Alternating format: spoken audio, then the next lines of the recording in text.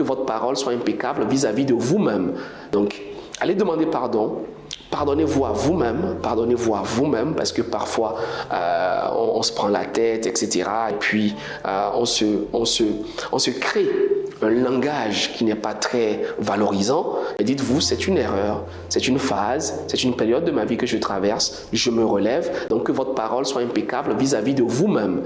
Donc dites-vous, je me suis trompé, j'ai commis une erreur, je me pardonne, je me relève, j'avance et je fais en sorte que cela n'arrive plus. Je suis quelqu'un de valeureux, ma parole a un impact, ma parole a une valeur, je me suis trompé, je vais arranger cela, je vais travailler tant bien que mal à pouvoir résoudre cette situation et je vais progresser.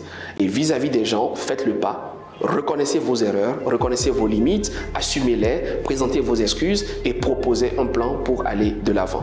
Désormais, quand vous prenez un engagement, assurez-vous justement que vous pouvez le tenir. Et si ce n'est pas le cas, anticipez rapidement. Allez dire aux gens, attention, j'avais promis cela pour la semaine prochaine, je risque de ne pas pouvoir le tenir, je risque de ne pas pouvoir y arriver. Mais en règle générale, ce qui empêche les gens de tenir leurs engagements, c'est que soit c'est des choses qu'ils n'aiment pas, c'est des choses qu'ils n'apprécient pas et c'est surtout qu'ils n'arrivent pas à dire non.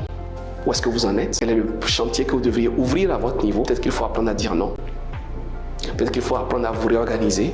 Et peut-être qu'il faut apprendre à sélectionner les projets sur lesquels vous travaillez afin de pouvoir tenir vos engagements jusqu'au bout.